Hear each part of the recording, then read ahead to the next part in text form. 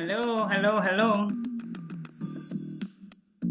Hi, everybody. Hola, Hola, ¿cómo estás? bien. ¿Y tú? Muy bien, muy bien. Habari Hi. za asubuhi. Habari za asubuhi. Asante, Bree. Welcome, everybody. Welcome, welcome, welcome. We're going to give it a couple of minutes and then to allow people to log in, and then we can start. Thank you very much for coming on time, and we appreciate your presence. And we have quite a bit to cover, but it's going to be informative so we can let everybody know what is happening. So there's a lot. There is a lot of things are coming and are happening right now. So welcome, Tanisha. Welcome, Dr. Gwen. Welcome, Kristen. Welcome, Catherine. Welcome, Alisa. Welcome, Mr. Jones. Welcome, Dr. Msambichaka. Welcome, Dania. And welcome, Parag. Oh, gosh. Yeah, one more minute and then we can start. Okay, again, thank you for coming to the general meeting, April general meeting. Today is April 8th, it's 9:02, and we're gonna start the meeting. So I wanna say good morning, good evening for everybody who is there. We have people from all over the place, over the globe. So I'm gonna let few seconds each of you to introduce and just say hi, and then we can continue. I'm Dr. Gabone, and I'm in Florida, and I'm excited to have this meeting today. I'm Parag Siakabe, and I'm in Florida as well, and equally excited to have this meeting today. Okay, to my left is Miss Bree. Can you say hi quick? Hi, my name is Bree. I'm also from Florida, and I went on the medical mission for the first time last year. So I'm super excited to be here and get this year going. Thank you, Bree. Miss Tanisha was on my right there. Hi, my name is Tanisha, and I'm also from Florida, and I'm super excited to be part of the meeting for the first time. Yes, welcome, welcome. Dr. Gwen, Miss Christine? Yes, hi. So my name's Kristen and I'm from Maine, and this will be my first medical mission ever, and I am super duper excited. Yes, we cannot wait. We're gonna have so much fun. Thank you for joining us. Miss Elisa? Hi, I'm Alyssa. I am a South University student from Florida, and it will be my first mission trip. Yes, let's go, let's go. Miss Dania? Hi, good morning. My name is Dani. I'm here from Florida and just excited to be participating in the meeting today. Thank you very much. We are so excited you're here. Dr. Msambichaka?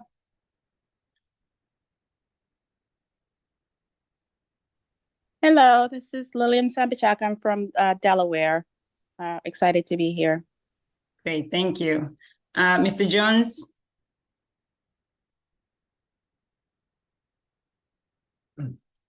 Good morning, everyone. I am Steve Jones. This is a grand opportunity to be at this meeting today. This will be my third opportunity to go to Tanzania as being your prayer warrior. Yes, we're going to ask you for your service in like a minute and a half from now. Miss Julia? Hi, my name is Julia. I'm from Ukraine, and this is going to be my first mission. So nice to meet you all. Thank you. We're excited. We can't wait. Miss Ashley? Hello, my name is Ashley. I am from Maine, and this will be my first medical mission trip. Perfect. Thank you. Miss Catherine? Good morning, everyone. Hey. My name is Ann. I am from Florida, and hopefully this will be my second mission. My fingers are crossed. But I was able to go 1 to 4 fingers, everything. Mr. Steve, if you could please pray that I'm able to go this year, do my absolute best. But I love QHSC and I love what we do. And I'm so happy to see all of these new names and all the people who have signed up to go. Yes, we are so excited. Thank you, Ms. Catherine. Dr. Gwen. Okay, good morning, everyone. Good Yay, morning. I can hear you.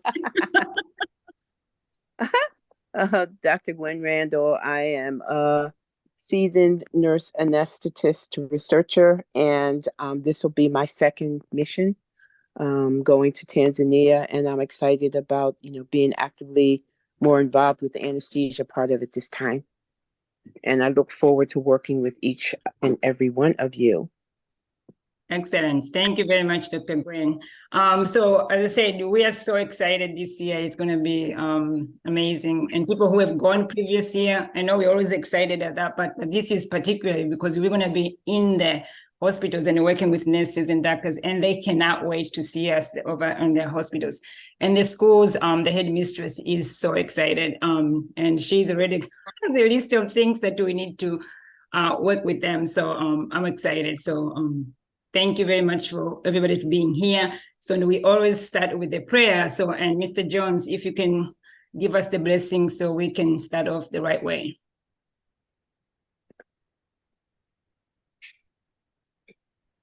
Yes, I will. Dear Heavenly Gracious Father, as we come before you today, oh God, we just want to thank you for another opportunity that you have allowed us to open our eyes, oh God, and an opportunity to volunteer for this precious mission that you have given our leader, oh God. We ask you, God, to bless them, oh God, with spiritual guidance, oh God. Bless them with leadership, oh God. Bless them, oh God, that this mission might be one of the better missions, the best mission, even before the ones that we have gone, oh God. Bless each and every one that's on this line, oh God, name by name, duty by duty, position by position, oh God. We ask you to touch even them right now as we celebrate Holy Week this week, oh God, and the resurrection of our Lord and Savior Jesus Christ upon tomorrow. God, we ask you even more so that any infirmities, anything that's going on in their lives, oh God, we ask you to send a deliverer, oh God, deliverance to their issues, answers to their prayers, oh God. We ask you to do this now in your Son, Jesus' name we pray. Amen. Amen. Thank you. We receive the blessing. Okay, so let's get to the meeting. I'm going to share my screen so I can show you the agenda for today. Okay, so everybody, I believe, can see my screen. It's going to go away. Yes. Okay, so today is April 8th at 9 o'clock. For Tanzanian people, it's 11. For Miss Julia, for Ukraine, I think she said 6 hours, so that will be 15. So like 3 in the afternoon.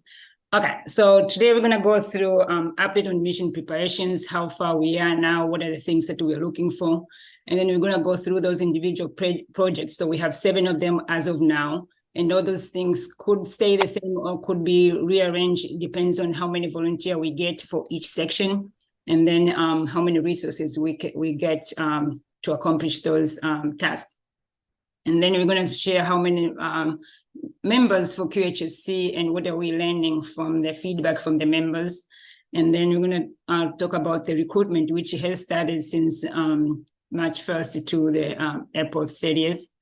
And then we're going to share about the taxes, which has been filed for the organization. And then community outreach, which so far what we've done and what we are planning to do from now on. And then fundraising activities. And then, of course, any questions people have, any suggestions. So it doesn't matter how small you think your suggestion is, we want to hear it. Because the more we contribution from individual people, the better the organization is going to be, and then we can make it more impactful for everywhere else in the world. So thank you. To start with updates for the medical mission. So we do have, we're working on the permissions to try and get permission to go to the hospitals. So I've been talking to all the directors, the people in charge of those individual hospitals, and we're working on the letters of permission. So we also will be using those letters to get visas So we are working on that part. So we are going to go to those 4 hospitals. So Mwananyamala, Buguruni, Amana, and Muhimbili. So this time we're doing a little bit different compared to what we did previously. So this we are asking, or we have asked each hospitals, what exactly do they want us to do specifically? They have to spell it out. If they don't say anything else, then we might not be able to go to that part. We don't want to go and start teaching people something that they don't need. So specifically for Mwananyamala, they ask us to help them provide education related to neonatal care. They want their hospital to be the center of the best practice in neonatal care in the region. So it requires a lot. And we have an excellent team with Dr. Msambichaka as the lead, who is going to help us help them meet that goal. And then they ask for critical care and ICU care because the number of patients is growing there. So they want nurses, doctors, people who have worked in an administrative area to help with emergency entrance of the patients to the hospitals. So the process, what things they need to do. So when we're recruiting, we're trying also to find people who have ICU or critical care or emergency room experience so they can help us with the process. So when we have the plans right now is once we get the end of April, and we know at least how many people are going and they're feeding on those areas, or if we get a lead person in those areas, we're going to have to start making meetings with Mwananyamala to discuss. So if there's something that we need to share now before we get there, and then when they get there, it'll be like an implementation. So we want to be like upfronting the information. If there's any training, there's any protocol, something that we need to share with them, work with them before we get there, that's the plan right now. So when we go there, we actually want to see what we are planning is happening in front of us. So that's why I said I'm so excited. Also, they're asking for patient safety, quality of care, and professionalism. You know, those teaching of accountability and all the stuff. So they are requesting those could be kind of like a conferences. So we are going to identify certain days that will be there at the hospital, and then we have those conferences. And then when we get the people who are going to present those areas, then we do that part. We are working behind the scene to try and accomplish that part. And then I believe they have another one. Also, they want the emergency room, like trauma, accepting patient in emergency codes and stuff like that, okay, rapid response, like a code blue, like neonatal codes, maternal codes, adult codes. So they want those things. Here in the United States, we call them MUSE and rapid response. So all those things. So when we get the more nurses and doctors are familiar with those protocols, we're going to share it and practice before we get there. So when we get there, we want them to actually do it. So there's a lot of, I said, a lot of things that are happening for Mwananyamala. And I think that's one of the areas that we might stay a little bit longer compared to other hospitals, just because we have a great relationship with Mwananyamala, and they've been very welcoming us and they're requesting our help to make sure they improve their practice. And they're willing and able. All the doctors and nurses are excited and they want us to go there. So we are looking forward to go there. Next one is Buguruni. So specifically, they ask obstetric emergencies. That's on top of the neonatal resuscitation or help baby breathe. So that one is standard, but this one is specifically they want because their hospitals are getting more sicker pregnant women who require acute care. And then so they do need to stabilize and ship them to another hospital. So right now they're doing the best they can. They have their protocols.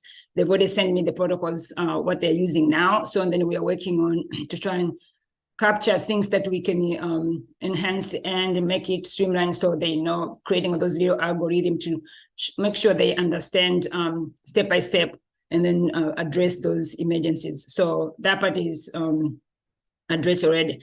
They're also asking about the neonatal sepsis protocols and stuff. And I did talk to Dr. Guido, and he's already worked on it and sent me a sample. And then we need to go and talk to the neonatal group, which is Dr. Msambichaka is here today. We maybe do offline to be able to address and see what we can do. After that, then we'll be able to send it to the team in Buguruni. And as I said, we're going to have probably a couple of meetings specific for those neonatal training. And then when we go there, we want to be able to see it in action. We don't want to just go and teach and then leave for them not to do it, but we actually want to see them doing it while we are there. So then we can work with them and consulting with them to make sure they're doing what is expected from those protocols or policies. Amana is asking for the obstetric emergencies, the same thing. They're getting more pregnant women who are very sick. So we're going to dig deep a little bit for them to specify exactly. Is it the same as Buguluni, or is it specific type of the medical needs that they ask? Because you know, now, as I said, we're not just going to teach an umbrella of things because we will never have enough. So they're going to have to tell us specifically what they mean about the obstetric emergencies. Muhimbi, you're working with Dr. Mkonyi, and she is talking about NICU and PICU. So this is neonatal intensive care unit and pediatric intensive care units. They're asking for pain management protocols, how to take care of those little ones if they're in pain, how to assess effectively. They're making a curriculum to try and see if it's going to be ready by then, and then you'll be able to help facilitate that part. So that also is about works. So as I said, this time we wanted specifically what people asking for, and that's what we're going to do. If we don't ask for it, then we're not going to do it just because we're doing it. So that is the plan for now. Any questions before I move on to other things? Anybody going once? Joyce? Okay, I take it as a no. Okay, so let's go to the individual projects. So we do have nutrition program, which we try to feed the children, and Mrs. Christine Behuniak has been working behind the scene, and she's trying everything possible to try and make sure those kids are fed. So this is usually we go to school and then buy the children lunch for the time that we're there. So for Mrs. Christine Behuniak, she wants to feed the kids more than those 2 weeks we are there.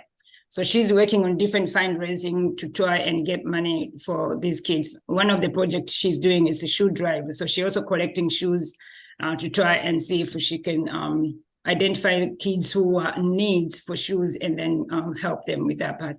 She's been collecting like from state and state, so she is working hard. And thank you very much, Mrs. Christine Behunia. She's also trying to prepare a dinner, you know, like Tanzanian African dishes for to do fundraising. So that I believe is going to be mid May or early July. Early June. And then so she's working behind the scenes to try and do that. And that was going to be in New York.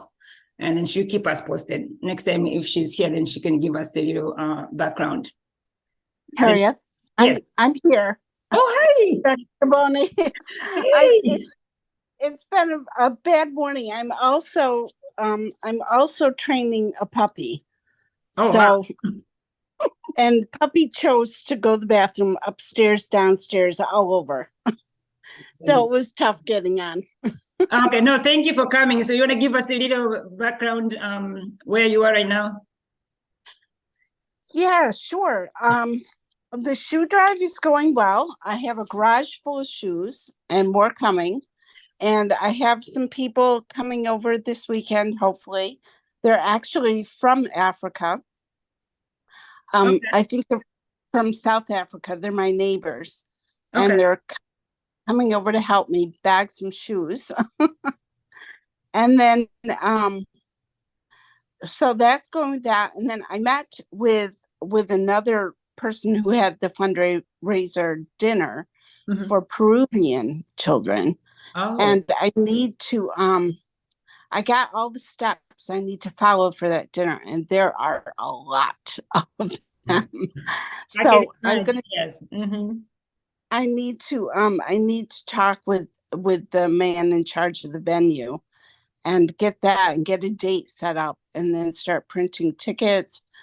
And also, I wanted to ask you if it was possible to get. I know, Mr. Pronk, you've been working on videos, background or PR videos, that kind of thing. Yes. And I was told I needed a video or poster board or something to show at the dinner, to show what we are doing. So would it be possible to work together to get something like that? Yes. Wonderful. I will talk with you on the outside about getting a video together for that. So yeah, so there's a lot of work to do before we can actually have it. I'm hoping mid-July it'll happen.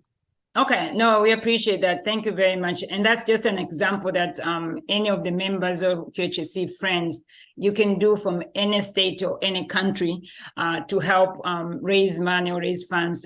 Choose one of the projects that you're interested in and then work with people who are the lead people in those areas. And then so that also will help us to be able to raise funds and then bring more awareness. And then just, yes, people can contribute money and help us. That's great. But just increase the awareness that we are doing this is not because of ourselves. We're doing this for other people. We're saving or paying forward to other people. So whatever for example, the shoes you're collecting, either it's for adults or for the children, that's fine. Or even if you're doing glasses, for the adults. So those are things that I do appreciate. Every single one of you guys take on those projects and then make it your own and then try to raise funds. So, and we can do as much as you want us to do, like what Mrs. Christine Behuniak is asking right now. We can create those short video, 3, 4, 5 minutes video. I hear everybody, but I think she got kicked off. Yeah, Kristen, we can hear you. Okay. I still can't hear you yet, doctor. Okay, I was just testing this. Now I can. Stay behind. I am so sorry. I don't know. We're just talking. We have to just go, and I'm like, no. Okay, sorry, but no. So, Mrs. Christine Behuniak, we were just saying yes. So if there's anything, any project anybody wants to do, that would be great. We can work behind the scene and try to produce 3, 4, 5 minutes of the video to capture what we have done now or to capture what is future medical mission, because it depends on what you are trying to do. Are you trying to introduce what the project you are going to be part of, or are you trying to introduce what we have done as an organization so they can see what we've done before and then they help us forward? So just let us know. We can do those little things, or if we need to make a little poster or something, I can give you the stats that you need. I mean, how much money do we raise? How much money did we use for different things? How many resources we have? We can do that, and how many years the organization has been there, or how many volunteers we've done. We can have so many things behind the scene and to make sure we able to provide and increase awareness of Qhsc, so that we can get more of the funds. I know Mr. Prank has been working so hard for those videos for all the volunteers who have gone before, to capture their stories so people can share, understand before they join in, because it's a big challenge, but we want to make sure people join in being aware of what the expectation is. Bree has been working with 4 more things. I have a couple of videos that she's done already, and we go back to our volunteers, projects. Okay. So school supplies, we have Mrs. Janet Musa, who is the lead person in that part. She has worked with corporate, she's written some of the corporate letters and distributed to certain people who may help us to, with the fundraising. Last year, she did the similar things, and then we were able to buy all the backpack for all those 830 kids. And then other things that we donated and added, the books and pencils and stuff. We still need people to take the lead of working on the toothpaste. We always take those toothpaste when we're doing hand washing and dental hygiene for these children. We give them, every single one of them, a toothbrush and toothpaste so they can go and take home and use it when they're home. So we need a lead person right now. Neonatal project, we do have Dr. Msambi Chaka, who has gone with us before and will be going with us again. And she's expert on that area, and she's always know what exactly it's needed. So as I said, she's going to be working with Dr. Benera and with the neonatal resuscitation part, also in Buguruni for the neonatal sepsis, and whatever they need, she will continue doing that part. So right now we do need to add more volunteers, nurses and doctors who will be working in those areas, because I said we have 4 hospitals. So the more people we have, the bigger space we can cover to those areas. So anybody who is interested to those areas, great. So the thermoregulation, we always do that for the neonate. So either it can be in Dr. Msambi Chaka's group, or you can go to the postpartum hemorrhage group. I put those in 2 places because when people are doing the postpartum hemorrhage group, usually you're with mom right there in the unit, and more likely the baby sitting next to that. So that's the time whether we do for the mom, help them to prevent the postpartum hemorrhage, what it is. And one of the way is breastfeeding. So the baby is right there. So put that baby on the breast. So that's the time also we do the thermoregulation teaching, cover the baby and do this and that. So that's why I say the thermoregulation can be done with either of the two groups, and it's fine. We can share the resources as they being collected. And then last year we had almost 4,000 the hats. So people needed those hats like crazy, and it was a beautiful thing. Every hospital received those hats. They were so happy. Every single baby who was there received those hats for those 3 hospitals, Mwananyamala, Buguruni, and Muhimbili. So it was a great idea for the thermoregulation projects to have that part covered. Okay, so for the neonatal project, that's for the Dr. Msambichak. And then for the prevention of postpartum hemorrhage, this is including a fundal massage and teaching the patients, like avoiding and take all those skills. So right now, Bree is leading with that part, and she's working through, looking for the surprise. So one of the fundraising videos she created, which I'm hoping each groups will be able to do that, but it's like, I think like 2.5 minutes. I'm gonna play part of it so you guys can see what it is. And it's gonna make me come out. Take control. Oh, yeah. No, but we have to go out first and come back again. Hello, QHSC family members and friends. My name is Bree, and today I'm going to be talking to you about prevention of postpartum hemorrhage. So to start, what is postpartum hemorrhage? It is excessive blood loss of 1,000 ml or more after delivery, usually occurring within the first 24 hours.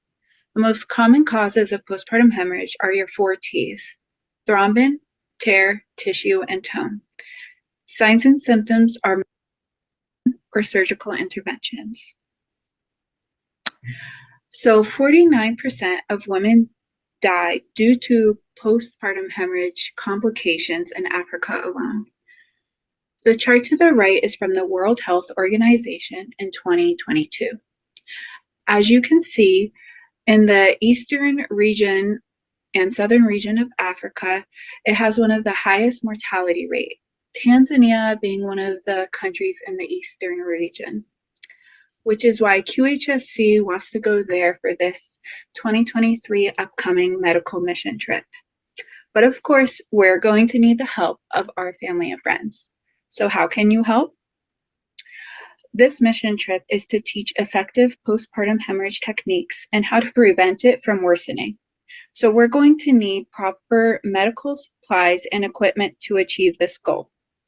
So we are seeking support from you guys with either material donations. Word of mouth is great and very powerful to get the word of QHSC out there, or cash donations are greatly appreciated as well. This is the list of the materials that are going to be needed: large maxi pads, needles, preferably 18 or 20 gauge, but anything helps, IV starter kits, syringes, filter needlers, vacutainers, straight cath by the beginning of June, so we make sure they get there in a good amount of time. If you're wanting to make a cash or money donation, we do have Venmo and Cash App. And of course, we would love your support. If you could follow us on Facebook and Instagram and get QHSC's name out there, that's always very much appreciated. And we would like to thank you in advance. Without the help of our community, our family and friends, none of this would be possible. Slowly but surely, we are building a better world together. Asante sana.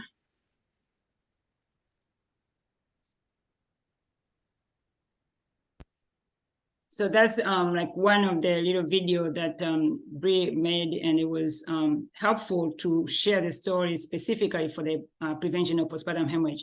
So all other projects, we can do that part and make it your own, and things that you want to ask specifically, give them a little information, what exactly do you want us to know, and then we share it through the YouTube website and share with your family and friends. And we think it's like, if it's an individual person sharing, usually it becomes more impactful because the people know you, they don't know me, they know you. So then to be easier for you to explain the project. And then, as I said, if you need any information, background, videos, there's a lot of them in YouTube, you can see. And then if there's anything that we need to revise or updates, then definitely. And I know, Julie, I'm gonna steal your brain for a few of them to help me, which she said she's gonna help me, right? Yeah, sure. Okay. Okay, let me go back to the projects. Okay, so that's an example for the postpartum hemorrhage. So for sports, this is for school. So when we did school last year, we were able to be there for 2 weeks. The first week was all the sports, and it's part of the second week. And then we did nutrition, feeding those kids. And part of it also we did hand washing and dental hygiene for those kids. And then also we did some of the, what other activity do we do with the kids? Dancing, crafting. And so there was a lot of stuff that we did, and we separate apart. The biggest one we did was vision screening. So all the children, like 830 children, were screened, including the teachers and part of the leadership. And then so we did realize that there was only, I think, like 23% of the children who had any visual acute problems. But for all the adults, which I think they were like 14, half of them, they all had needed glasses. So that's why this year we are going straight to adults. So we are planning to, we are working with Dr. Redemptor to try and go to one of the clinic for a week, which she usually volunteer. This is like a free clinic in Tanzania. They don't have anything there really. Like, yes, they identify somebody with visual restriction or the diagnosis or anything like that, but then they don't have the money to follow it up. So then the person just go on with the life without any glasses. So right now, Miss Catherine Dudek, which is why we are praying so hard, and she needs to go with us. She's going to be collecting the adult glasses, donated glasses. So anybody can do this from any state, any country, to try and talk to the optometrists or go to the eye doctors and ask them, because usually when people get new glasses, either they leave the old ones because they don't need anymore, or if we ask them to donate, then we can ask them and collect them. So we are working with Dr. Redemptor to see if those glasses that they'll be able to read and then distribute to people who needs it, because these are the people, honestly, for the whole year, the whole life, they've never had a vision screen. So they are walking around, can't see, or even if they were given a diagnosis, cannot afford the glasses. So it will be a very good support for them if Ms. Catherine and anybody else who want to join in with her to get as many glasses as we can, and then help us donate when we're doing for those visits at the clinic in the community. So 1 week will be in the community, another week we go to the school. So last time we saw the kids, but now we're going to do the parents of those kids. So we're going to have them line up, register ahead of time, so we know how many the parents there, and then Dr. Redemptor and the team, the vision screening team, will be able to go. But we'll give you more information to say who is going to, which week we are going to school, which week we are going to the community for the vision screening. So what we need right now is to collect those glasses, like as many as you can, if possible. Ms. Catherine, do you want to add anything there for maybe give them a little background? So if somebody wants to do the fundraising or the collection in any other state, they will notice the process is. Sure. Good morning again. I've been asking for youth size glasses, adult size glasses, whether they're prescription from an actual doctor or if they're just the little cheaters or the little readers that you get, as our eyes age. But that little cheater, you might think, oh, you can get, one from the dollar store, but that dollar store pair of glasses could be life-changing for someone in their 50s or 60s who's never owned glasses before. That could be like a whole new life. So it doesn't matter please don't send broken glasses, but I've gotten good at fixing the little piece on the side, if I just need a screw. So any condition, any glasses, all sizes, any prescription, please ask your friends, your family, your churches, coworkers, anyone who you see wearing glasses. You can just be like, hey, I'm collecting glasses for a medical mission. Is there any chance you have some old glasses at home? And I've gotten 5 times out of 10 people say, you know what, I think I do. Let me take a look. So any glasses, even if you're donating one, you might think, oh, they don't want just one pair of glasses. Yes, we absolutely just want one pair of glasses. And if you yourself wear glasses and you go to see the eye doctor recently, just say, you know, I'm going on a medical mission. I was wondering if you had any available glasses that people have donated or left behind. And you can just ask and you see what they say. I really appreciate it. Thank you, Ms. Catherine. So also for the vision screening, thanks to Ms.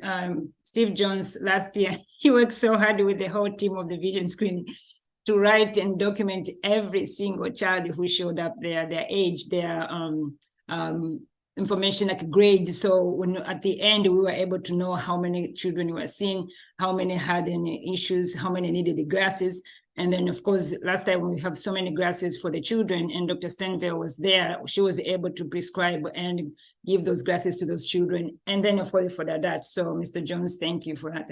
And of course, since he's going again, he's going to be also in the same team working now with the community and the parents of those children. So he has experience. So we're going to ask him again to lead that part and help us to run the logistics, because he was there. Dr. Stanville this year, she's not going with us, but we know we have Mr. Jones who's going to take care of it. Okay, the next project is BUN. We have Mrs. Victoria Jones, and she's usually works on her own, but she always gets things done. She's been working with Muhimbili, working with the children who are experiencing burn, training with the nurses and doctors to take care of the wound, and then different levels, diet and all the stuff. So she's always self-sufficient, self-reliable, self-motivated. So we always can count on her. And if she's going with us this year, it'll be a blessing again. Dr.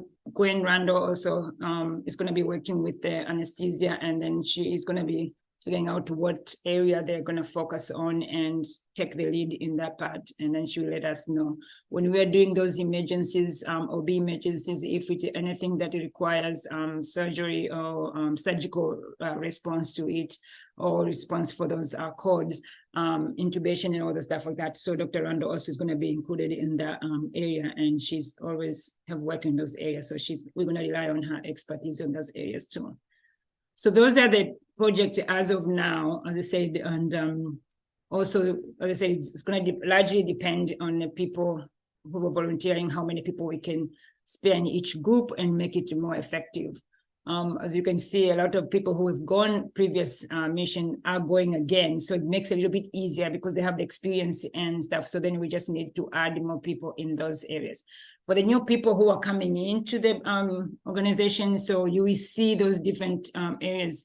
And it's okay if we say, okay, I want to learn about this project or this project and see which one I can fit in. That's okay. And sometimes we have had people who selected 2 projects, and then somebody say, I'm going to go to the hospital, for example, in the first week, and then the second week I can go to the community outreach. This is the first time we're going to the community, so we are going to need some healthcare workers also to go in those areas. So it is okay. We can try to play around and make sure we cover those projects to its full impactful way. So let us know. Don't feel like you have to be subject in one area. But just let us know so we schedule, and then we have the schedule way before we get there, so you know for sure this day I'm going to be here from here to here, this week I'm going to be here from here to here, and then what I need to wear and cover those stuff. So those things will be explained before we get there. Okay, so those are all the projects, more things to come. Okay, so for the new members, as of yesterday or 2 days ago when I put the slide together, we have 13 annual pay members who are willing to call Qhsc their choice of organization, and we thank you guys for doing that part. We have some information of things, that criteria that to be or to meet for you to be a member. And I know I'm going to play this video just for like maybe 30 seconds of it, so you will see what it's asking you to if you are a member. And I need to come out first. again.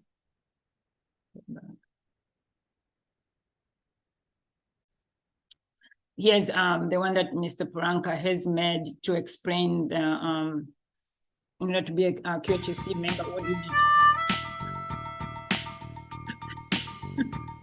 Dr. Gaboni, QHSC.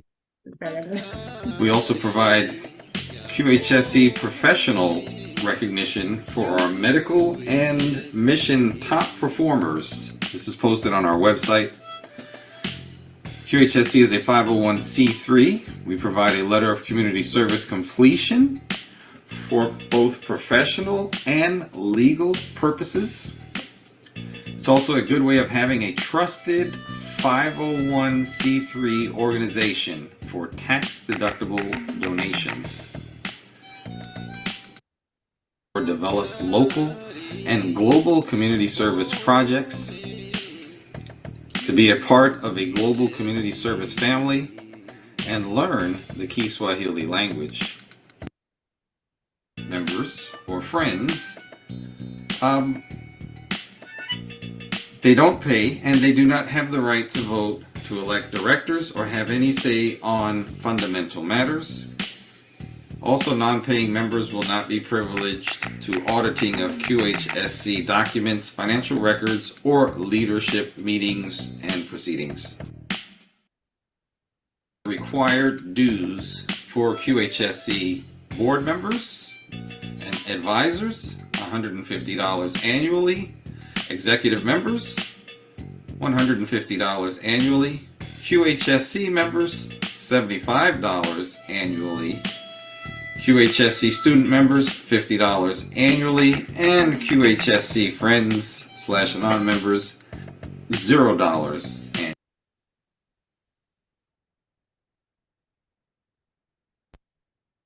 Okay, so that's the members, and I said Ms. Valentine Dantes does the initial interview and talking to all the new people who either you want to do the global volunteer or you want to be a QHSC member.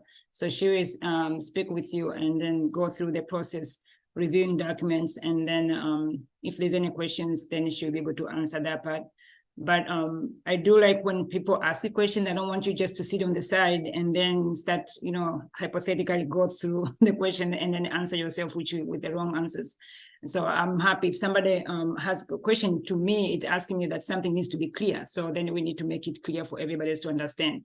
I want to make sure when you join, either way, either you're going to the medical mission or being a group member, I want you to know exactly what the expectation is.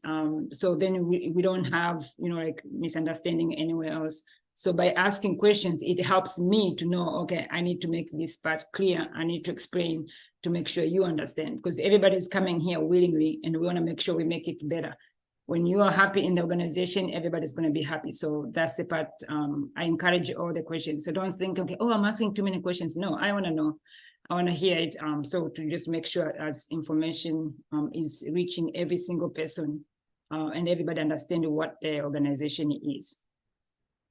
Okay, so I think we are getting close to finishing my part, and then I will let everybody speak now. Okay, so for the recruitment, we did start, I think I said March 1st we're going to continue until the end of April. The reason we're giving a little bit early cutoff is because we have so many things to make sure everybody fits in each areas. And then, so if somebody, like say, by the end of the month, they're not sure, but they still want to go through it, there's a process that we can work with you. Maybe you're waiting for permission or something. We're not going to force you to do something that you're not ready. So it's okay, just communicating with us. As long as you are in the process in there, it should be okay. And then when you get to April 30th and we don't have enough people, we might extend it just because maybe it's a specific project needs extra people, and then maybe we have to reach over to a school or something like that. But we try to make sure everything is done early on so we can start negotiating things back in Tanzania by having an actual number. So if I say I have 47 volunteers, we're going to have to make the accommodation, the transportation, the logistic, the invitation letters, all those things have to be done in time for 47 people. So if I started with 30 and then I have to add another 15 later, so it's going to start adding more different prices. because a lot of prices are done in groups. So if I said I have accommodation for 47 people in this hostel, then I get a one price range. So if I do that and then I add another 15, the 15 people are not going to get the 30 prices. They're going to get a different price because that's a different tier of that. So and that's why I try to get as many people as you can. If I know you're coming with us, then yes. Or if you're in the process, then I can say, okay, you know what, right now I have 30, but I know there's 5 more. Who could come? They have to clear a few things. So when I'm negotiating prices, I'm working at least with 35 versus I'm working with 30. And that's why the deadline is a little bit earlier. I know one person asked me yesterday, is like, why is it so soon? It's because we want to make sure we get as far as advance notice to the country. And that's how we get a cheaper or discount on those areas. Because if we wait and they know we are desperate, like in August, and that's what we are asking, they're going to ask us more money. And of course, we are desperate, we're going to end up paying more money. And I don't want to charge people more unnecessary. So that's why we need to do those things early on. So this is, I believe, it's a video that Bree made for the medical mission to see where people can go to register for the interactive letter. I'm just going to play like 2 seconds of it, and then that's it. We can, yeah.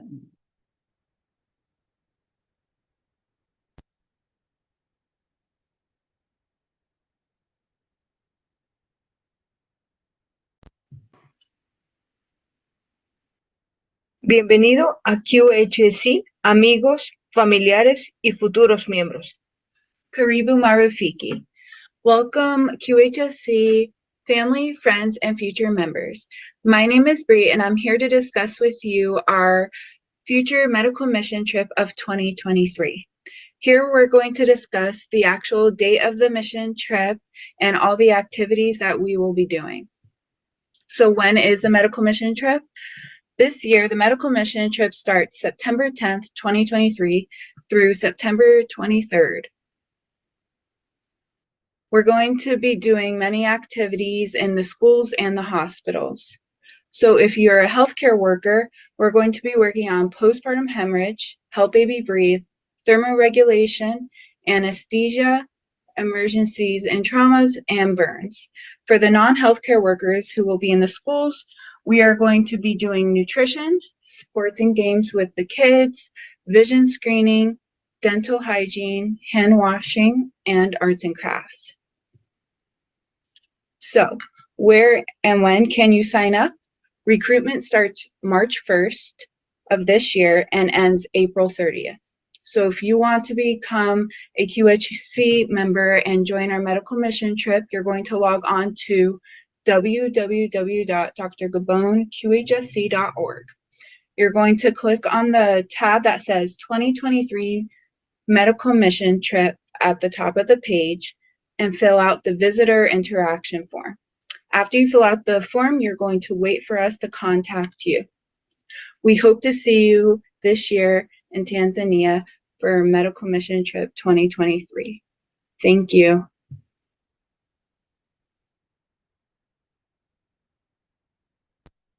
Okay, so you can see it's a very short, like 1 minute and 30 seconds. Just to give people an idea where to register and what are the expectation, the dates and stuff like that. So as I said, anybody who has an interest in doing those little short videos, we welcome extra people to do that. Excellent job, Bree. Mr. Jones, I see your hand raised.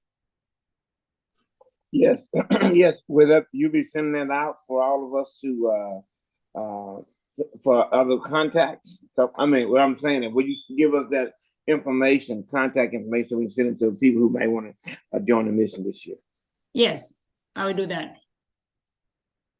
It was shared before in the group, but I will send it again. I know probably it's buried in so many updates, but we send it again. Yes, thank you for the reminder. Okay, so I think it's a couple of things for me. Okay, so we're excited that last week we finished up the taxes for 2022, and it's going to appear on the website SunBiz for Florida. So if people are excited, looking forward for taxes, you can go to the SunBiz under Dr. Gaboni Qhsc, then you see the taxes are filed in there because it's a public record.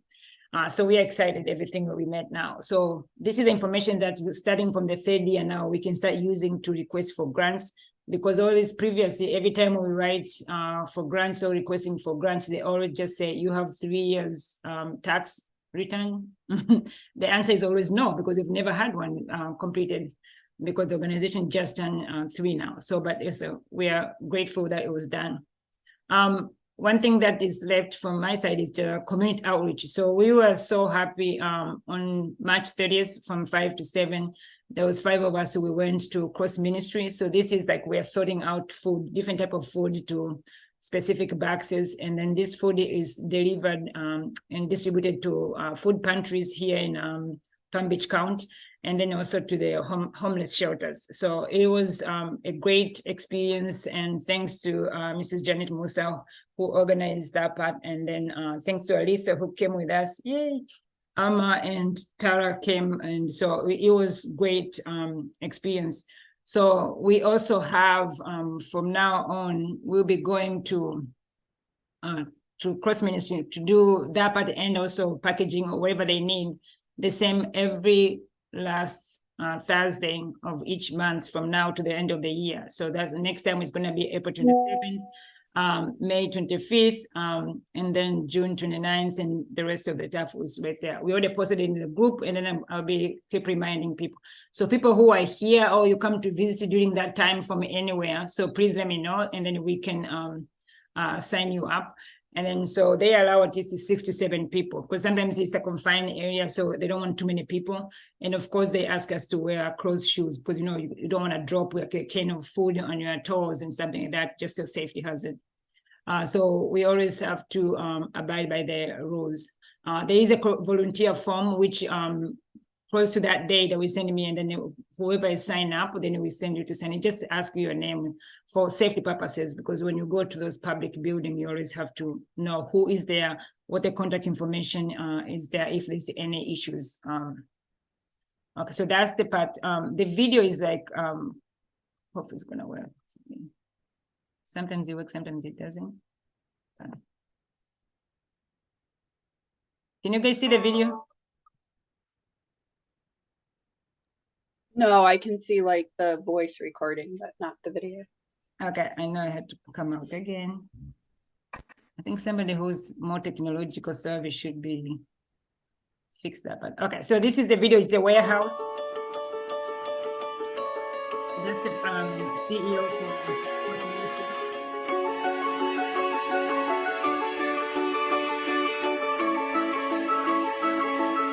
Right there, you can see those white boxes with food in them up.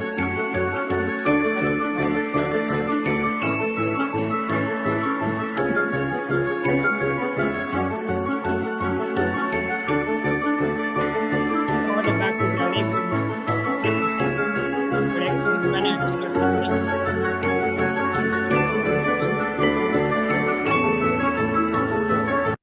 Yes.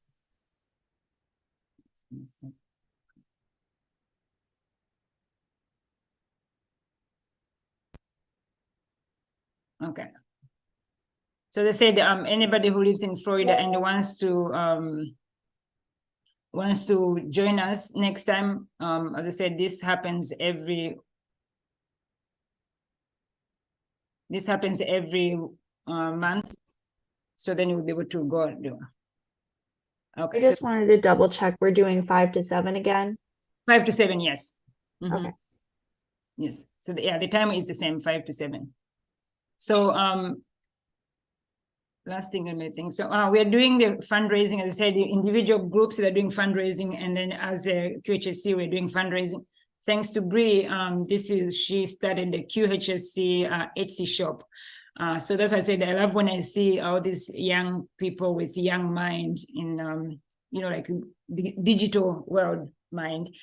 So you can think and expose QHSC to every angle of the world. So she created this Etsy shop that if you buy any item over there, there's some portion of the percentage that goes to direct to QHSC. So let's say something was like $10, for example. So you buy it by $13. So that $3 goes back to QHSC.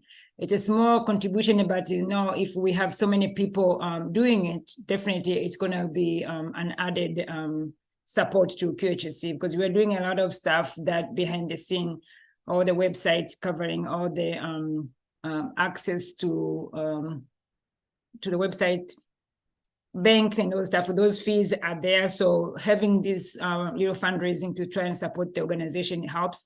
So if you are able, please go to Etsy shop and just Brie already put that little video there. It's very short, and then to show you what we have, and this is just a sample. So you can see the t-shirt, like this is the first one. This is the first the t-shirt I'm wearing right now. So you can see it's like $26. So then the percentage of that part goes to the QHSC. You can buy all those fanny packs, especially when we're going to the medical mission. We always wear those fanny packs because you don't want to leave your stuff on the somewhere, because you're going to be moving throughout the day. I have the throw bed. Oh, I don't think they can see it. Wait until I come off. Yeah, you can hold it.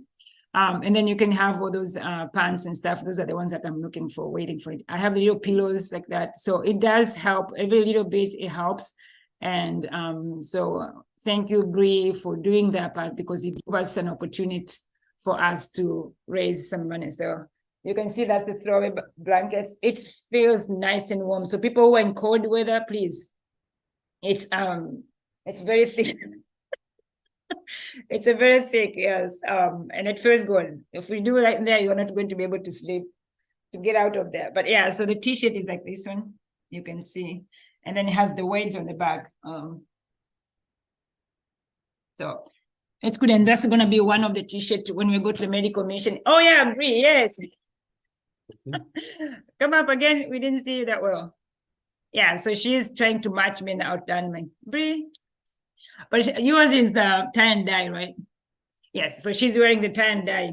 Mine is just plain black.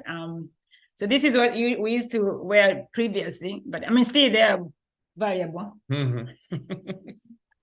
But now we have like a little revised logo. Still the content is the same, but it's just give us, and that's why I said thanks to Brie and Yesi, they gave us a little youth presentation, and so it looks a little bit more, the hands are holding the world, which could be QHSC or the global volunteering holding the world and try to provide our services to the world. So thank you very much. Okay, any questions, suggestions, ideas? I'm sure you're, all this time we're talking, you have something to say, and please don't be shy. I have a question about the glasses. Yes. Are you just looking for the frames or just the frames, right? No, everything, even the lens.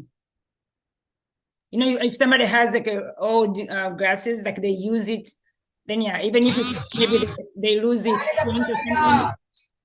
that's fine. You can still donate that. Yeah, and then the person that Catherine, she got kicked out for some reason. She got kicked out of the meeting, so she's trying to get back in. But I know she mentioned something about the dollar store. Does anybody remember exactly what she said about that with the dollar store? That even the readers from the dollar store can be donated. Okay, yeah, because that caught my mind really quick, because I know that's an easy one. That sounds like a pretty quick fix there. Oh, Dina Komakoma's got it. Hi, Dr. Koma, go ahead. You're muted if you're speaking. Oh. Can you unmute yourself? Let's see if she's got it. No, she has a mic, but it's muted.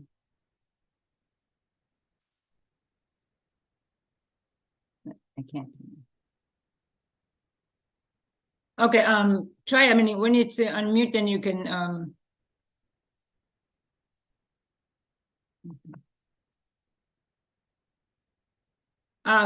to add to it, talking about the dollar store glasses. So yeah, they have the readers. Some of them are like 3 in a package, or some of them are like 5 or 10. It depends on whatever the readers you can buy.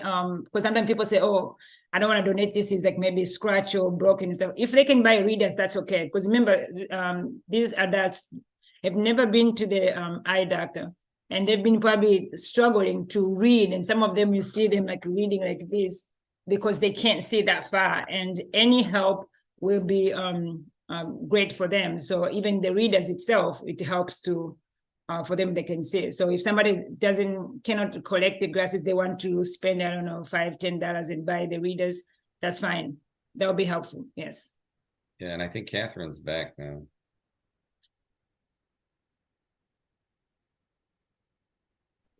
I'm back.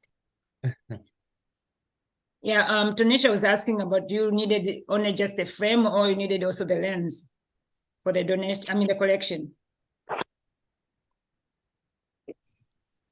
Preferably both, please, like a complete set of glasses.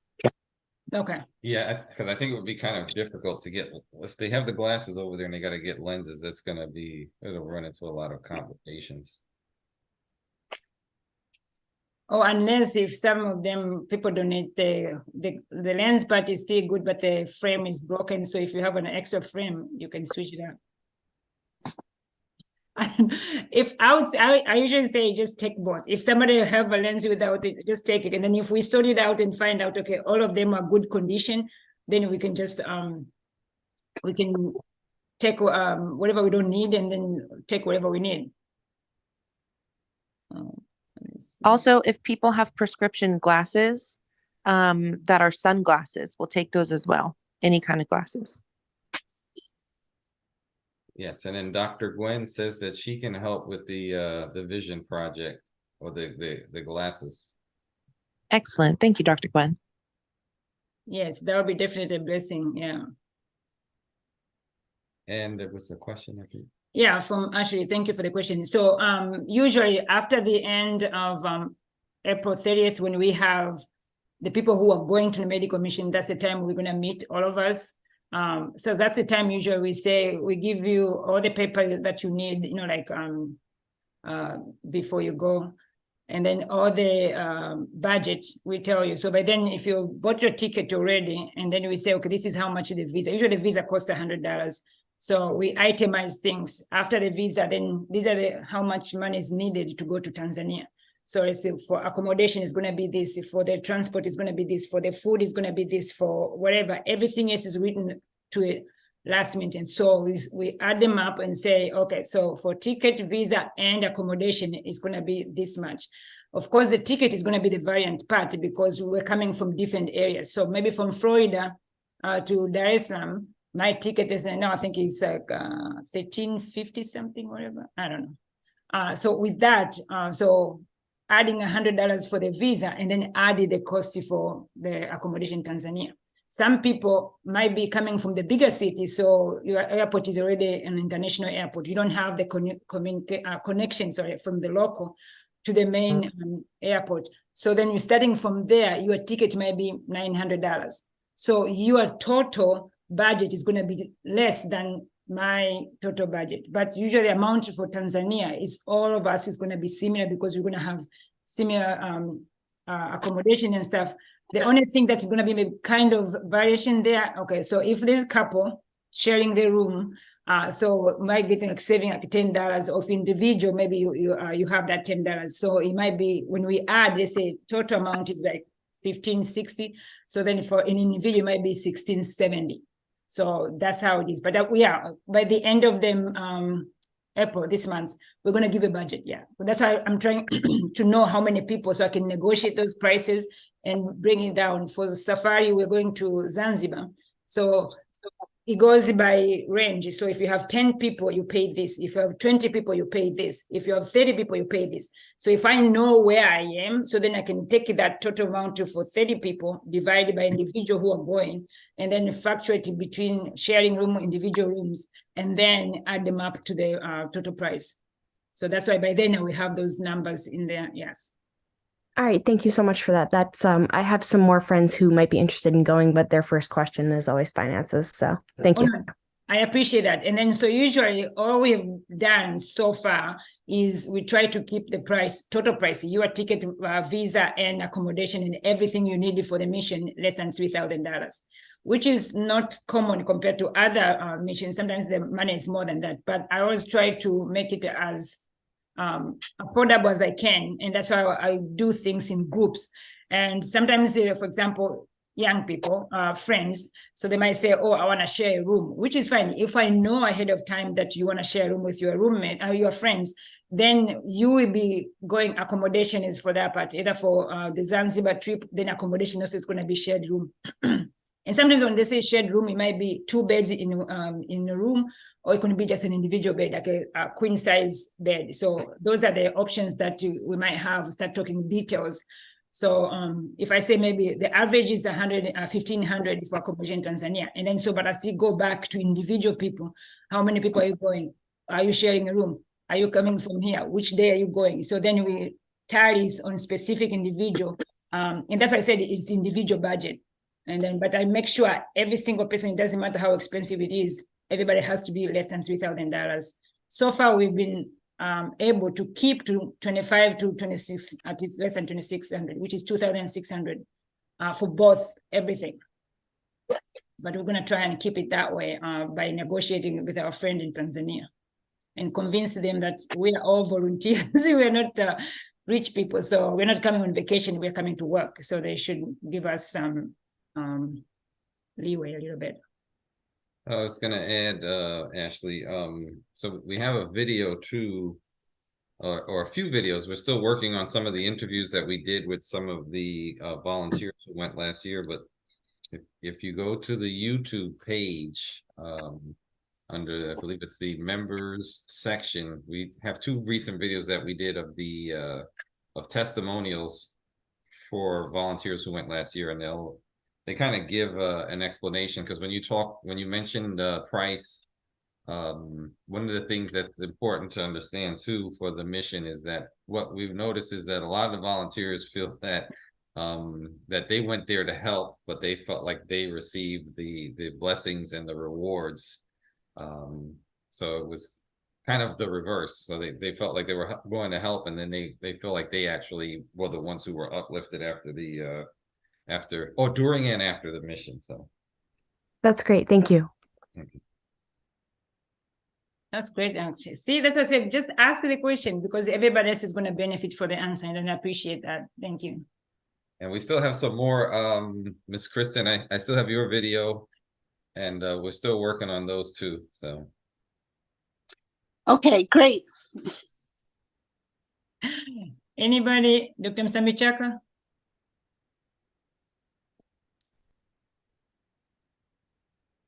He's hiding something. No questions for me.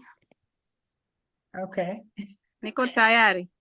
Yes, let's go. I'm excited. I cannot wait. If I had the money already now, like the donations and buying the surprise, I'll be like, let's go now. But I'm gonna be patient. Before I finish, the other thing is all these collections, the glasses, the donations for postpartum hemorrhage, or supplies that we're buying, we are trying to collect it by the end of May, so we can ship them the 2nd week of June. So it will be there the end of August, so then we can get it beginning of September. So you can see it's a lot of process through it, because the shipping usually is between 4 to 8 weeks. So it depends on the clearance and stuff. So that's why we don't want to take chances. So if we go June, the 2nd week, that means at least the 2nd week of August, we have those items clearance, and all the FDAs and whatever the agencies have to go through them, that's fine. And then we want them to deliver them at the hostel when we are there the 1st week of September. You wanted to say something? Yes, I was going to say to all of the new members, we have a group. There's a group of us. We're not on Duolingo as a group, but since we're members of QHSC, we all are kind of like socialized together on Duolingo. So there's a few of us. I know Bree does it. I'm a big fan of it. I do it all the time. It would be good if you want, you can go on Duolingo and then start to learn Swahili, start to pick it up. It actually is very helpful. At first, I thought Duolingo was just like some little silly little app or something like that, but it really is an effective language learning tool. And if you do it over time, it will help you.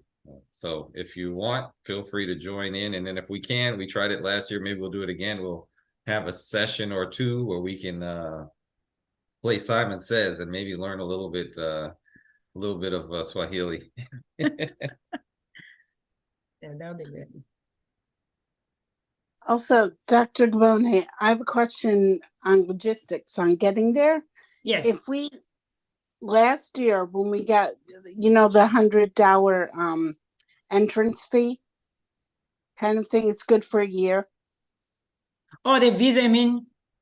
Right. Yes. Are we within the timeline, or do we need another one this year? We need another one, yes, because it's already expired. Okay. Remember, we got, I think, the visa in July. Right, visa. Yes. Okay. So then even if they stamp it, then I think it's going to end by September. We have to, I don't have my passport right now.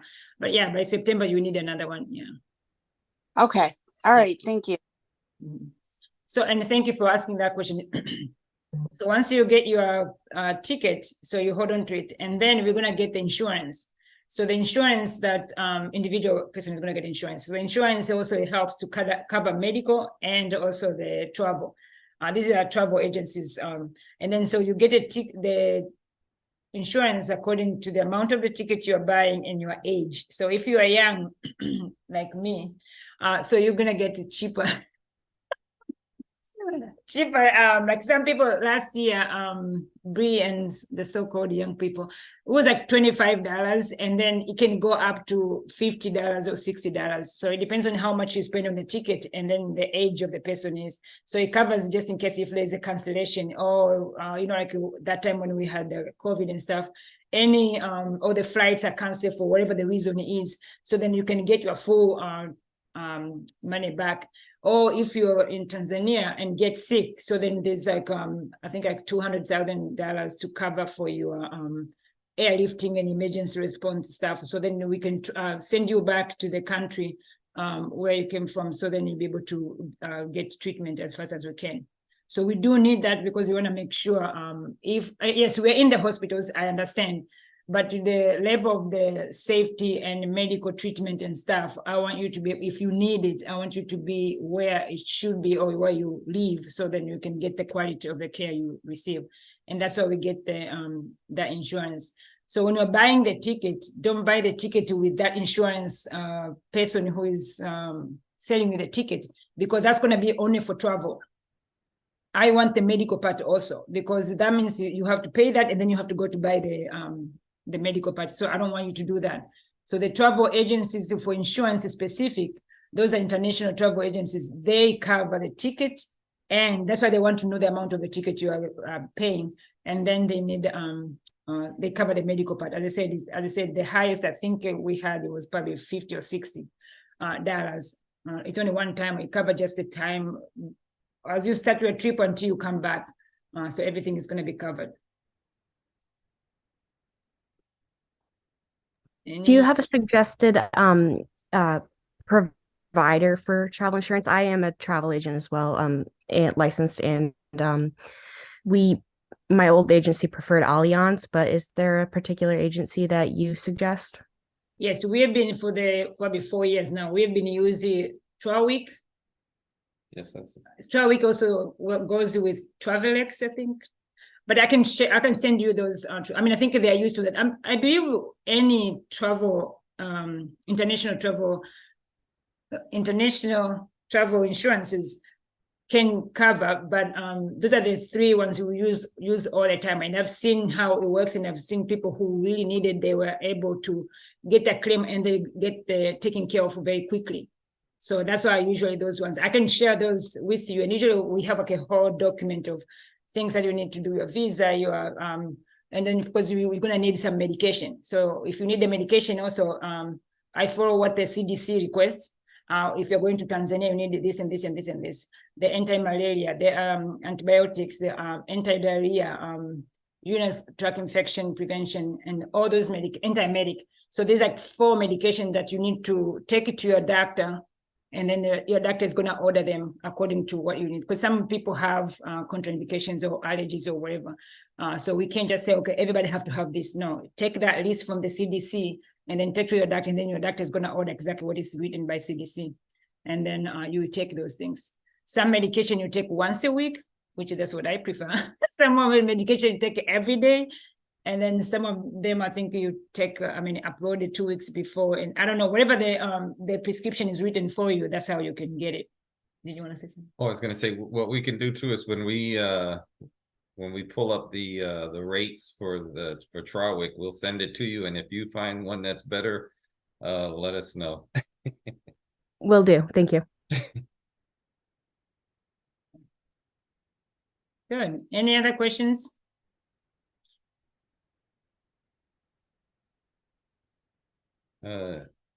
Dania. I know I'm trying to get Dania to go with us. No questions right now. Julia? No, well, the only one that I was thinking is like, what is the city where we're flying in? Is it like Dar es Salaam or Dodoma? No, Dar es Salaam. Dodoma, we went 3 medical missions back, and then Dar es Salaam, we went last year and this year also. So where we landed at Dar es Salaam, that's where we're going to be until we turn around and come back. Okay. Now you mentioned safari and then you said Zanzibar. Mm-hmm. So it's part of a little break. Safari, then people usually think safari is only for the animals and stuff. It's just like a little break vacation or whatever. So, and thank you for reminding me. So we are hoping everybody to arrive there by Sunday, morning, afternoon, yes. So we at least remember the jet lag. And we are praying. This time, there's no hiccups of the accommodation. So everybody gets there in time. And I've already talked to them like 100 times. They should have plan B and C and D. So we arrive morning or afternoon, so we can have that early afternoon free at the hotel. Hostel. So people rest and then have dinner. So we are still debating, should we invite people for dinner that evening, like the stakeholder, like what we did last time, to meet people, and then Monday we start working. So our goal, if everybody gets there on Sunday, that's where the accommodation and food and everything is started on Sunday. We get a little break, and then Monday, Tuesday, Wednesday, Thursday, we are working those 4 days, four full days. And then Friday, wake up a little bit in the morning and then go to Zanzibar. So we get to Zanzibar maybe midday or early evening, and then go to the beach, get dinner. Saturday, the whole day in Zanzibar, because people wants to play with water, Indian Ocean, great. So that now it's going to be the whole day there. And then sleep there, and then Sunday morning, wake up probably around, finish breakfast around 10, 11, and then start coming back to the city of Zanzibar before we leave. And that's the part which we're trying to figure out. Should we do the Spice Farm that Sunday, or should we do Spice Farm on Friday one? So we're trying to find out the price and cheaper, and we don't want too many people there. So the day that has less people, that's probably the day that we might choose to go, and then we see the prices. He's working on it right now. So, and then that afternoon, we may come back to Dar es Salaam. So one way we're trying to figure out also is, are we flying to Zanzibar or are we using the ferry? And then, so sometimes the price is the same. So if it's the same, then we might choose which one the water is going to be calm so you can enjoy the ocean. Or if the time we're coming back, everybody's so tired, we just fly back. Flying back is only 20 minutes, but the ferry is like an hour and 10 minutes or something. So it's an experience. So one or the other, either going or coming back, we're going to use one way of the travel means. Yeah. Oh, okay. Any other questions? And the beach in Zanzibar, at least the one that we went to last time, is unbelievable. It's beautiful, calm.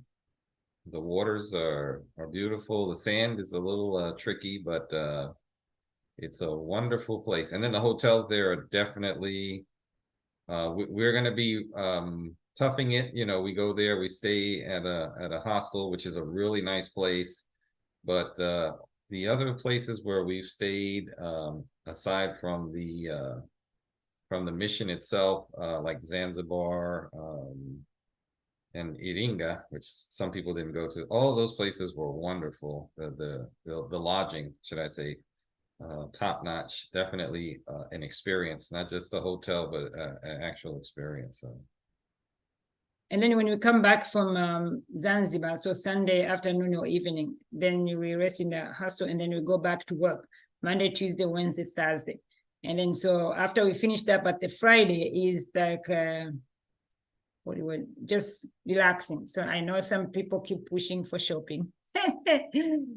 So if you have your dollars or whatever money you have in exchange, then yes. But as I said, we give you more information. Most of the time, because we've already paid for all the food, drinks, accommodation, travel, whatever, more like whatever you take with you is just for shopping. And then so we try to take you to the places that are safer for you to shop.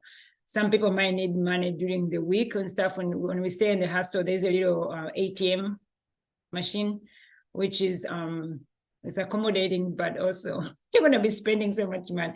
And then there was a liquor store next to it, which I will encourage the young people just to rest in their rooms, not going to get liquor there. But people who have done volunteer work and go to the third world countries, the accommodation is not as luxurious. So it's always, it's a safe environment. Sometimes you don't get anywhere to sleep, or you sleep on the floor or something like that. But we are going to be in the city. So we are not, that place we are staying, as what Veronica said, is not as luxurious thing, but it's safe. And it's an area that is protected, and it's a Christian based building. So they're very close to the church. So most of the time, probably the noise you're going to hear is when people are singing in the church. But so it's a safe area. And I think I was talking to Julia and I said, when I'm selecting these areas, it's the places that I believe I will be safe. And if I can be safe, everybody who is going with me is going to be safe. I would never send you somewhere where I don't know anybody because I'm going to be worried about you. So that's why if we decide, okay, we are going here to eat, we are going to do this, is because those areas have already investigated and put our people who I know in place to make sure they take care of you guys. So sometimes people be like, oh, can we just go here? I mean, I'm not going to police you like a child. He said, no, you have to stay with me. No, I'm not going to do that. But when you go out of things that has been planned, it's going to be you're risking your life because you don't know the language. Even if, yes, Duolingo is great, you still don't know the language. They will know you're a foreigner. And then, so I don't want people to take advantage of you. So if I say, okay, guys, we're going to go eat dinner here, we're going to hang out here, it's because I've already investigated that area and I have people in place to make sure your safety is my priority. And I want to make sure I take you with me and I bring you back. Even if you're going to Hungary back, Julia. So if you're boarding the flight back, then yes. And I know somebody asked me, I think 2 days ago, say, what happens if they cannot stay the whole 2 weeks? So those are the individual discussion I will have with that person. So if you're going, let's say the first 2 weeks, maybe because you did not get more days to do the mission, I appreciate even that week. We'll make an arrangement that we know who is going to take you to the airport if we are not there, maybe we're in Zanzibar. And we can send you pictures. But if we make sure somebody take you to the airport and then safely escorted you for you to go back to where you came from. So it's okay. Or if you're coming later, because maybe you didn't get the permission that Friday, you get the permission from Tuesday. So you're coming in the middle day of the first week. It's okay. So as long as we have that conversation before, ahead of time, and that also changes, it's going to be fluctuated or reflected on that budget. Because if you're not sleeping there, you don't need to pay for the room if you're not there. We're just going to make sure we know ahead of time. Because remember, when I'm reserving the rooms, I have to tell them I need 10, 15 rooms from this date to that date. So if you're coming later, I have to say, I still need that room starting this date. So then at least you make sure that even if they use it, of course, they have to make business. If they use it at least that day that you're coming in, it's saved for you. And then if you're leaving early, then they can release the room to somebody else. for people who went last time, you know for sure, the kitchen did an excellent job and they cannot wait for us. And even now they said they're going to be putting our dinner at the balcony, so on the top. Rooftop. The rooftop, sorry. The rooftop. So it's going to be fun. It's going to be fun. We're going to try to work from 7 to 3 majority of the time, but you know, as a healthcare workers, you know, sometimes 3, that's when action happens. We might be like a little bit longer, but our goal is to at least to try and give those 8 hours and start early on, try to get the night shift report and day shift report. So get there between 6:45. So at 7 o'clock, we are right there when they're giving reports. So that's how it's going to allow us at 3 o'clock to be saying, okay, we're done for the day. Unless there's something specific, maybe the conference is scheduled for 4 o'clock or something. But as I said, we know those things way ahead before we go. So if the day is longer, then maybe that we can adjust another day to do certain things. It's gonna add something to I know Brother Steve Jones can attest to this. So this group here, I'm looking at when we were leaving from Dar es Salaam Airport, and we were talking about how many members we were going to bring back. And I believe, what were your words instead of numbers? Oh, I just said quality global volunteer. Yes. So we didn't want numbers. We wanted quality. And from what I can see so far, I think that those prayers are coming true. So yes. Yes. Any last words for people who oh, sorry. Go ahead, Mr. Jones. I was saying that, yeah, we wanted quality people because you can get the quantity of the people, but the quality of the people is what makes the mission more successful than having a bunch of people running around with their head cut off and not knowing what they're doing. I mean, that's a military term, y'all, so it's okay.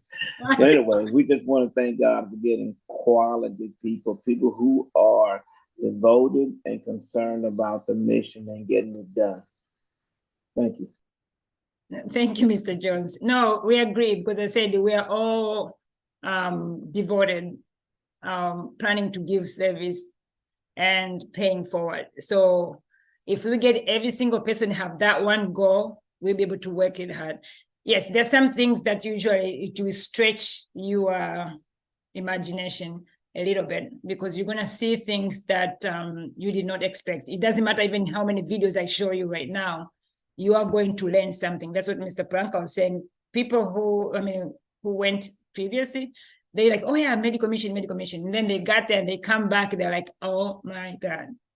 And then when you see these little faces of little children who are so happy that you'd go there and spend time with them, even for them just to say good morning, because they've never spoken to anybody. And they're talking to you because they learn, probably practice the whole night to come and talk to you. So those little things you see, it just moves your heart. Or you're taking care of the moms who somebody, like Yesi was trying to change a diaper of a baby. When we were doing thermoregulation, the baby kept sorry for the nurses. The baby kept pooping over. Every time she wipes, the baby keep going. It was crazy, but it was a blessing. Thank you, Dr. Msambichaka. It was a blessing just to see people inside the hospital, and then they're helping, and then you can see those little things that appreciate everything you do. So, any final thought, Dr. Gwen? Before you leave, Bree, you have not said anything. Yes, you have gone to the mission. I do have a question. Yes. For donations, I do have some little offices that want to donate products, but unfortunately, if anything is a month expired, even if it's a paper product, Band-Aids, they throw it away. So if it's expired, but it's like a paper product like Qhsc, can I still take them as donations? Yes. Okay, just double check. As long as there's no fluid or medication or anything that is, no. Yes. Mm-hmm. Okay, thank you. No, this is Dr. Gwen. I don't have anything else to add. Okay. Thank you, Dr. Gwen. Thank you. Who are we not seeing?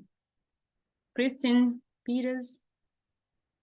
She's been so quiet in there. Hi. No, it's a lot of information to soak in.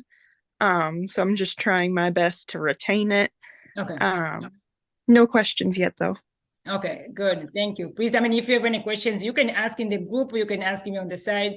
But if you ask in the group, at least you want to give a response, or any of the executive members give a response, then people learn from it, which is fine. Because sometimes you think, okay, oh, maybe this is just a small thing. No, probably everybody has an idea. I mean, that question, but they don't want to ask. So yeah, just ask away, please, so we can share. Tanisha, you be the last person now. Are you going with us? No, I don't have any questions. If I do have, I'll reach out and ask. Are you going to the medical mission? Oh yes, definitely. Okay, good. We'll send you more information. But there will be a recording for this, but if people maybe missed part of it or whatever, but there's a lot of videos in YouTube. If you have any questions, specific video that you want to see, let me know. I can just zoom through it and tell you which one and give you the link. Please share all the information that we discussed today, especially for the fundraising, even if you're not going, which is for you being here, it's a blessing for us, definitely. Even if you're not going to the medical mission, just take one of the projects and say, okay, I'm going to probably work on this part. Like that, Tanisha was asking about the glasses. Yeah, just go and ask around and see how many people can give. Or the school supply, the books. We were thinking even if somebody knows the school, then the school can donate to, maybe let's say the 4th grade here, collecting stuff and donate to the 4th grade in that school, whatever. Or if they want to adapt the whole school and say, we can donate maybe a notebook for the whole school, or we can donate the razors and, sharpeners or something. I don't know, anything that is, or crayons. Last year, crayons and notebook was great. And thank you to Mr. Steve Jones. He bought all the notebook for all those 800 kids. So thank you. So those are things that, if somebody take on something specific and then focus on it, sometimes it's easier than you telling people, I'm raising money for nutrition, schools, postpartum hemorrhage. People will be like, okay, that's too much. But if you just focus, okay, I'm just raising for the pencils for those 800 kids. Because I think last time we gave 5 pencils for each kid. And then so if you focus on one thing, usually it makes sense and it becomes a little bit more focused on, or you want to do the toothbrush. Sometimes buying individual toothbrushes might be harder, but you can have collecting the money and then we buy from Amazon, because Amazon you sell them like maybe 40 of them like give you specific prices. So we buy all those in bulk, then it will be easier to do that. So yes, Dr. Gwen, yeah, we keep in our prayers and sending a lot of love to your mom and prayers for strength.